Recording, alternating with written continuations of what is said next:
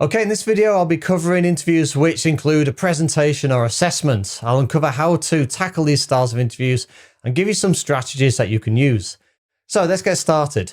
You've applied for a job and you've got through on your CV or maybe the first stage assessment. Congratulations if you have, well done.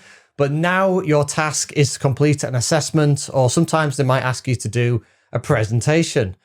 Sounds overwhelming, right? Well, don't worry. Let's start with the assessment. According to Harvard Business Review, 76% of employers include an assessment in the interview process. Assessments, whether they're written tests, case studies, or technical challenges, offer valuable insights into your problem-solving abilities, leadership skills, and sector experience.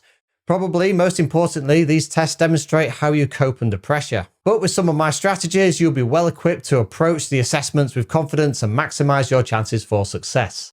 Hi, Udemy instructor Michael James here. Sorry to interrupt, but I just wanted to point out that if you're enjoying this video and this playlist, you can get the entire course at a discount with the link in the description below this video. You can buy it on learnmanagementonline.com and also find some really cool bundles for a really good price on that site as well. Or you can go direct to Udemy and buy it there. You can search for Michael James or just use the link in the description below the video.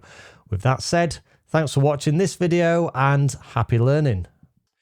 So firstly, understand the format. Familiarize yourself with the format and the details of the assessment.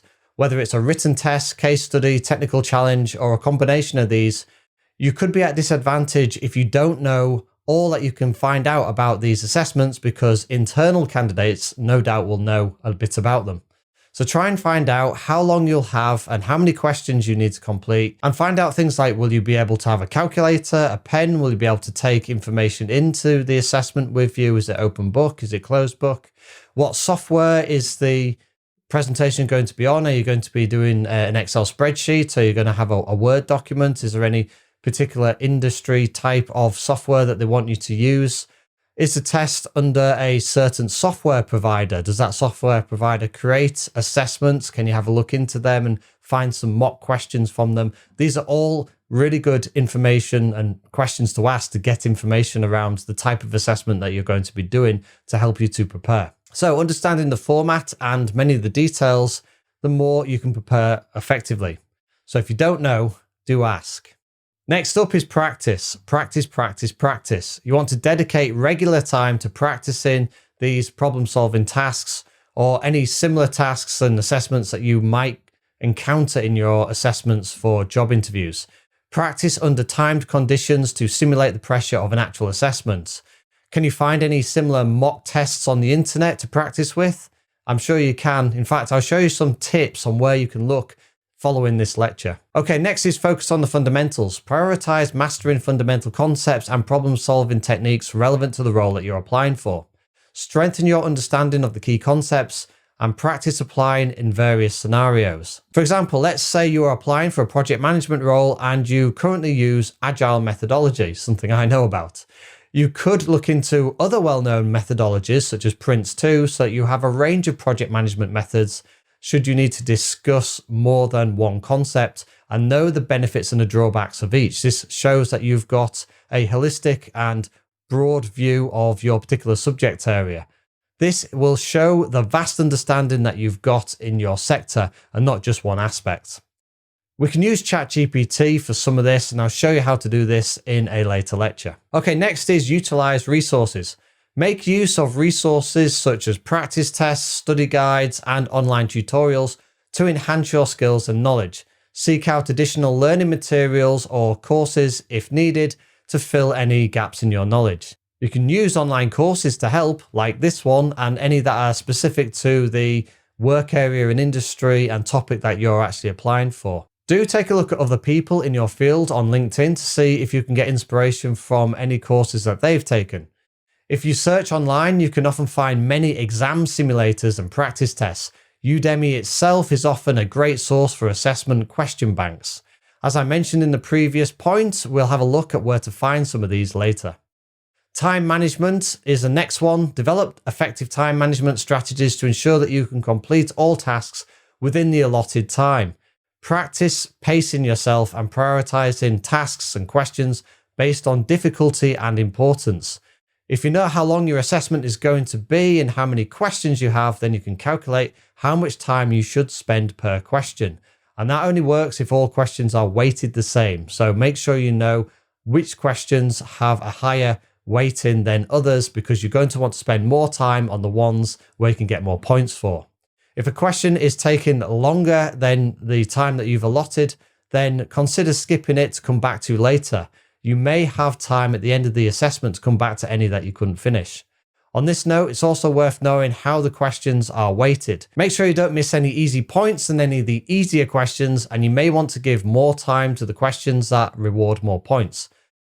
Next point is to stay calm and focused. Easier said than done, I know. On the day of the assessment, try and stay calm and focused. Take deep breaths and manage any nerves. And read each question carefully before attempting to answer. Stay confident in your abilities. And I'll show you a tip for how to read the questions properly in a lecture following this one.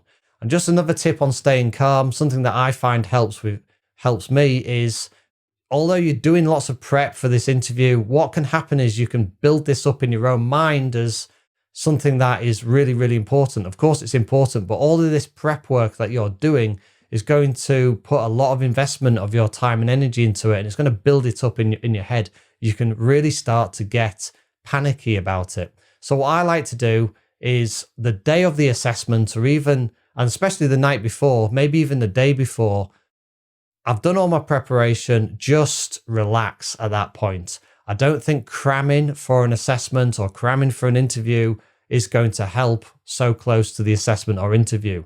What you want to do is relax. Maybe before the assessment, just go and have a walk. Go have a walk in the woods, go have a walk around the city, whatever it is, and just try and clear your mind so that when you come to the assessment, you are at least a little bit relaxed, and just be confident that you haven't forgotten all that knowledge that's in your head. It will be there when you need it when you get to the assessment. But moments before the assessment, don't panic yourself by cramming. Just take that time to relax and go in a little bit more relaxed. I think that's really going to help you out. Next up is review and reflect. So after the assessment, take time to actually review your performance. Now, honestly, I don't think many of us actually do this. Once we've got through the assessment, whether we've got through it on a positive note or we've failed, or particularly if we've got through it and we've succeeded, we don't often take time to look back and think why we succeeded. We just think, yes, that's over with, on to the next assessment, or great, I got the job, I'm going to celebrate. But do take the time to look back and review your performance. And of course, if you didn't get through the assessment, then you're probably going to do this naturally anyway.